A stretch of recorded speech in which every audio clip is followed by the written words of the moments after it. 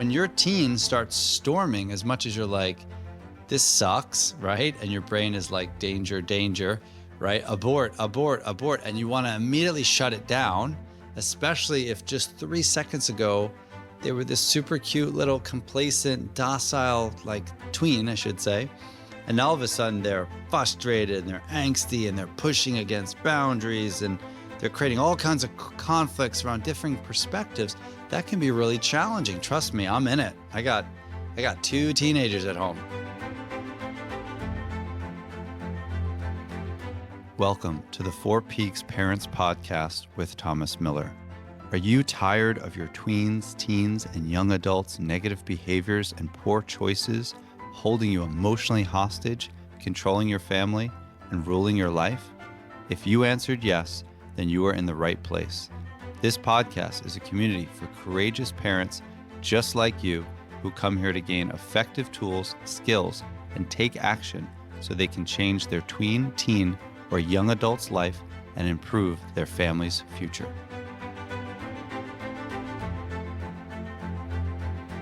Welcome to the Four Peaks Parents Podcast with your host, Thomas Miller. This is the 30th episode. We've turned 30, people. Could not have done this without you. Thank you so much for being a part of this journey and this process. I hope along the way you've acquired more tips, tools, and strats and are just making amazing changes to your parenting approach and changing your children's lives as well, one step at a time, which is so cool. So today's topic is conflict a bridge to intimacy? What does that mean, right? This guy's crazy. So no crap here. I literally jokingly say that like conflict as a word owes me some money because I have been doing this work. I've been licensed since 2002. I don't think there is a day, there's definitely not a week that has gone by in my life when I have not talked about the forming, storming, norming, performing model. And we're going to talk all about that. And in storming, you can think of conflict, right? So believe it or not, having conflict actually creates a healthier, more positive parenting culture and a family culture. It creates a better relationship with you and your partner if you have a co-parent. It creates a better relationship with you and your child. Now, what does that look like, right? So if we are in storm season, as in storming, there are healthy and unhealthy storms.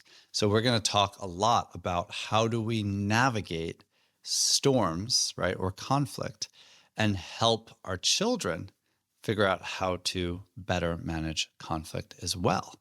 So there's a lot here. I can't tell you how many clients over the years, therapy clients or coaching clients, that were conflict avoidant. And because they were conflict avoidant, it set them up to not succeed in life because they didn't have agency. They weren't as assertive as they could have been. They may have settled for some crap in relationships, either dating or professional. If you're struggling with conflict with your partner, co-parent, guess what? That's going to run roughshod and you're going to get split. And your kid, especially if they're a manipulative teen, is going to work the hell out of y'all.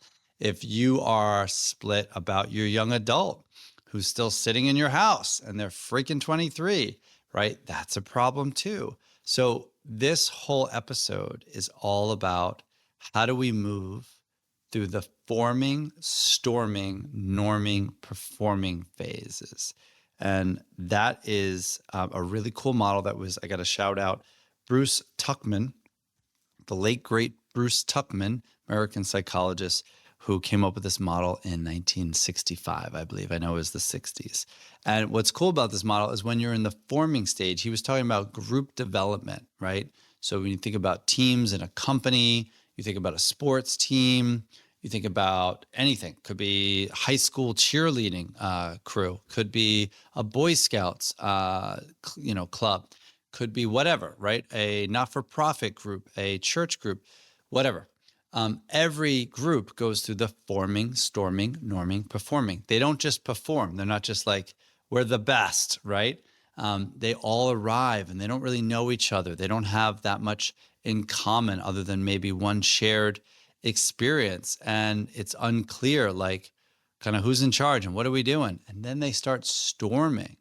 And believe it or not, the storming is a bridge, right, to healthier norms. So when your teen starts storming, as much as you're like, this sucks, right? And your brain is like, danger, danger, right? Abort, abort, abort. And you want to immediately shut it down, especially if just 3 seconds ago, they were this super cute little complacent, docile, like tween, I should say. And all of a sudden they're frustrated and they're angsty and they're pushing against boundaries and they're creating all kinds of conflicts around different perspectives. That can be really challenging. Trust me, I'm in it. I got 2 teenagers at home, right? So it is really important, which is what we're going to focus on today, that we view storming as a precursor to healthier norms. And those healthier norms are going to help us as parents perform at the highest level. So not only do we have to go through the forming, storming, norming, performing with our children, we have to go through it with our partner if we have one. Co-parenting, I say all the time, is a lot like walking with crutches, right? On some level, it is so much easier to just mono or solo parent. It really is. If you have a divorced situation, that can be even harder because on one level, you're like, okay, cool, I'm running my own nation, right? For this week. But then your kids have a passport and they go to a new nation. And that nation is going to have different norms, right? And that's going to mess your kids up a little bit, right? It's totally doable. However, that can be challenging. So a lot of times kids are storming with one parent and not necessarily storming with the other because one parent might be holding boundaries and not allowing, them to have Rice Krispie treats at midnight and drink Red Bull, and play 6 hours of Fortnite. So we have to recognize, again, the storming is a positive thing. And conflict is a bridge to greater intimacy. It really is. And intimacy is not about sex, right? That's about the depth and quality of the relationship. Sex is an aspect of intimacy, obviously, in your relationship, with your partner, your husband, whoever. So think about it. You got to have conflict first and foremost with your co-parent. How the hell are we doing this, right? You might have had this child and you're in the forming phase and it's beautiful and it's amazing and there's like no issue. But wait until, right, you're like knee deep into like serious parenting issues. Like, what do you mean? You're not letting our child ever have a sleepover, right? Which happens, right? Because one parent could be uber anxious. What do you mean you're not going to let so-and-so ride their bike, downtown? The other parent is totally for that because it's actually healthy and allows them to individuate. Or what do you mean they can, just eat all kinds of crap and sugar and soda, and the other parent might be against that? Or what do you mean, right? That the kid can get C's, or what do you mean they have to get A's? Whatever that is, you immediately are thrust out of forming and into storming over a bazillion things. The degree to which your extended family might be involved, right? Maybe one parent wants a different style or approach on the weekend, and they want, more outdoorsy stuff and more, internal family stuff. Maybe the other partner wants, a bazillion scheduled activities. How do you manage club soccer? How do you manage club lacrosse? How do you manage, oh my God, swimming, spending, right? How much are we spending on these kids, right? How much time do they have on social media, if at all? Do they get a phone at 6th, 7th, 8th grade? When is that, right? So all of these things, if they're not already happening, I'm sure you're listening to this podcast and you're like, oh yeah, we are deep into storming. But here's the trick. Storming is just a phase and you got to get out of it. If you don't get out of it, you never get to performing. And I want everyone who listens to this podcast to get to performing with obviously their child, but also with their co-parent. And so first and foremost, let's focus on how we move out of storming and into new normals with your co-partner, right? So as you're listening to this, think of a topic, think of one issue, and plot out where it is. Like, where is it? Are you in the forming phase? Are you in the storming phase? Are you in the norming phase? Like, oh my God, like we're actually like kind of doing pretty good about that thing. Are you in the performing phase? I'll give you a perfect example. I'm coaching this one family, and the one of the parents was kind of more checked out, very laissez-faire, deferred constantly to the other parent. Well, guess what? Not a healthy dynamic, because the other parent felt like they were left holding the bag, right? They're the heavy, they're the ones doing everything, right? And the other one was a little bit more Disneyland mom or dad, right?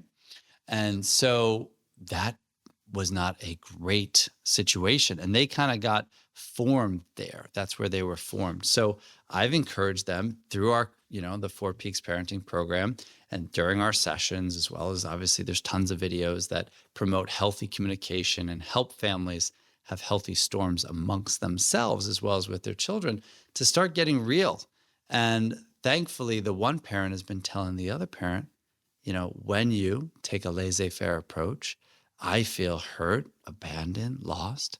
If you continue to be rather checked out, I will continue to be pretty stressed out, and more likely than not, kind of pull away and stonewall and maybe not even have sex with you, so, which is what they said, which is not a threat. It's kind of a reality, right? So there's a shared, bigger, greater view. If they can storm and realize that, guess what? He's got to step up a lot. She's got to step off a little, right? And so what's happening, which is why they're now in the norming, I'd argue even close to performing, is he's more involved. Now, initially, mom wasn't like, she was struggling to stay in her own lane, right? As dad was stepping up, which is super cool. Big up to dad for stepping up. But guess what? It's not perfect. It's a little sloppy. It's not exactly how it was going to be. So then she was stepping on him a little bit, and they were storming again, right? So they had to drop back into storming. Now they're in the norming, and again, I'd argue even close to performing phase, where they are co-parenting. He is providing mom with some air cover. She is, thank God, finally, with my encouragement, letting go and abdicating some things so that he can get in there and jostle for elbow room with the child. The child initially, completely understandable, was like, what the hell is this thing? I'm going to take this thing down, right? And the child completely upped the ante and tried to push back and did everything to get them to go back to the original formation, where they were in that forming phase of the mom being the only one, right, who was parenting, and the dad being kind of checked out. So performing looks different for each of you. So again, spend some time and identify one issue in forming, storming, norming, performing. The other thing is, when we think about performing, it's not about that it's conflict-free. Performing could be that your teen continues to be attention-seeking, continues to try to use the hooks of guilt and be manipulative, and tries to split you and says horrible crap. But the two of you actually slow the fudge down. Don't bite on their BS. Tell them, hey, this is so important to you. Clearly you're animated. Let's have a conversation with mom and dad. We're just not available right now. So let's talk tomorrow, right? We'll talk tomorrow at 7. There's a lot of skills there, a lot of performing there, right? Because they're slowing the fudge down. They're delaying gratification. They're not getting split. They're not being marooned on an island with an annoying teen, right? That's performing. So don't think performing means there's no issues. Performing means that you're choosing to handle something with a higher degree of intentionality. All right, now let's go back to storm season, okay? Anybody, shout it out. I can't hear you. What's a healthy versus unhealthy storm? Let's think about it, right? So if you're just like yelling, screaming, like craziness, right? Like, right? Dysfunctionality, that's an unhealthy storm. There's no net gain. But if you kind of like that mom that I just gave, and you could even do this in front of the kids without really ripping the partner down and exposing that there's a weak dynamic, but you can say, hey, it'd mean a lot to me if you can go and address this right now, right? Or I would greatly appreciate it, right, if you'd be able to have a conversation or join this conversation so we can talk to so-and-so, right? That's a healthy storm. You're actually looking to promote, facilitate, and set that person up for success So there can be what's called a corrective emotional experience for both your child and you. Because if you and your co-partner are split and you're having unconscious or conscious anger and resentment toward your partner, and you're feeling, again, really isolated on an island, nothing's going to get done there. And there's going to be deep, deep, deep fissures that are really going to threaten the sanctity and safety, of your marriage or your partnership. And then ultimately your children are going to feel it. So healthy storms are all about shifting, right, norms, right? Think again, storming comes before norming. So if we want our partner to be less involved, maybe your partner's too controlling and you have to jostle for elbow room to have a word in. Maybe they're possibly on the enmeshed or kind of codependent or smothering side. Maybe you want, your child to have a bit of more freedom and you want the other partner to let go and not fly so low and let your child kind of fail forward. Well, you got to have a healthy storm. You're going to have really open, honest, direct communication with your partner about how their behavior is affecting, right? Your child is your child, right? So don't abdicate to whatever is, which again, this is why the topic of today is conflict a bridge to intimacy? And I think by now you know the answer is yes, because without this storming and creating healthy conflict, we cannot get to performing. You just can't. And performing is when, again, you are feeling so connected to your partner. You're so clear as to what the intentionality is, right? It's like I see these families, oh my God, in the supermarket pleading with their child to behave and negotiating and overindulging and overpromising, or you see the family threatening, things that are crazy that they'll never be able to follow through on because they're not legal. That's not performing, right? Performing is being clear and providing your child with a clear ask, like, if you do this, then this will happen. And yeah, we will let you go to so-and-so's house over the weekend, or we will drop you off at blah, blah, blah, jumpy place or the mall, or yeah, we're willing to let go and let you use the car if you do clean your room. And you obviously have to, also help out with some chores, and you got to get your grades up or whatever that is. And you really chunk that down. That's performing. If your child doesn't raise their level to meet the standard that you've set, and it's a realistic one, and it's chunked down, and it's concrete, and it's tangible, that's on them. And you two don't get split, and they have a meltdown, and they threaten all kinds of crazy stuff, from running away to self-harm to whatever. You still performed because you front-loaded what the expectations were. You were clear. You were concise. You probably engaged them several times throughout the week about, hey, just remember, if you want to go to so-and-so's thing, or you want to get dropped off at that concert, or you want to go to, whatever that is, or borrow the car, these are the things we want to see from you. It's not feeling like you're on track with that right now, just saying, but hey, you decide. It's up to you. So again, we don't want to attach to our child's outcome. That's not what determines performing. Performing is determined by, are we parenting with a high degree of heart? Are we parenting with a high degree of intentionality? Were we clear? Did we engage them, right? Did we set them up to succeed? And are we allowing them to own, right, their outcome? So there's so much here. And trust me, this is one of the more challenging things to do, because when we're in a storm, it's very easy to allow our emotionality to take over and for us to become dysregulated, and to allow our child's escalation to convert into our escalation.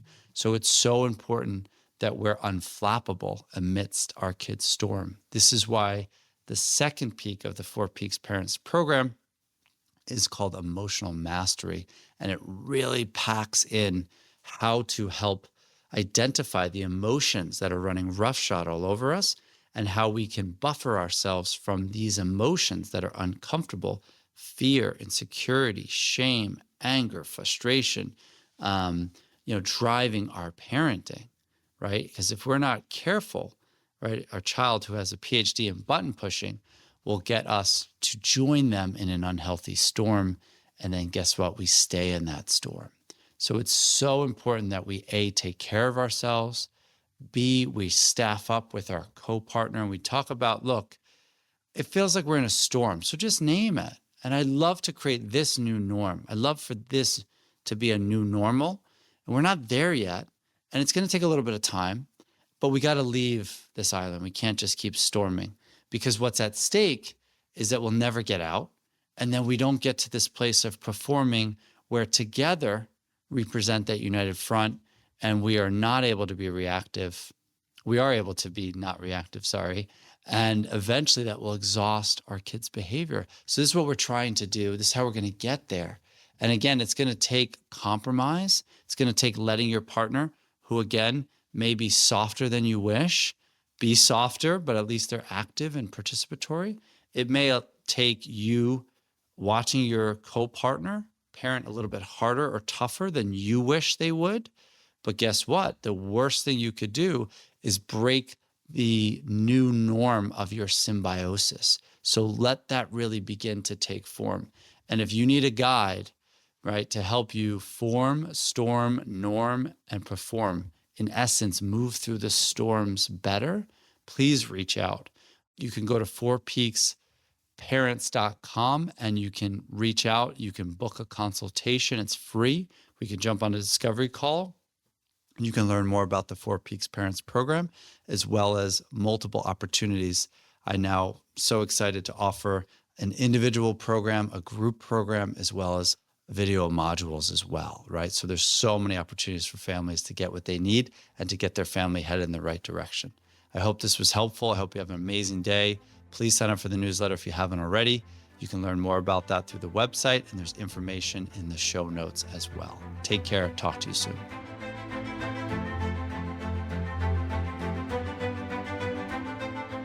Hey everyone, Thomas here. First off, it means the world to me that you took the time to listen to my podcast. Thank you from the bottom of my heart. Also, if you want to receive the latest podcast updates, as well as expert parenting tips and practical strategies for navigating your tween, teen, or young adults challenges directly to your inbox, then sign up for my newsletter. The link is in the description. And most importantly, if you're tired of feeling overwhelmed, stuck, stressed, and are losing sleep because you're constantly worried about your tween, teen, or young adult, your first step is to realize that you still have a choice and can do something about it. I'm ready to help you take action and create the results you desire today. Just go to 4peaksparents.com and book a free strategy call. Let's do this. Last thing, while you were listening to this show, who was the one person that you thought could really benefit from hearing it? Please share it with them.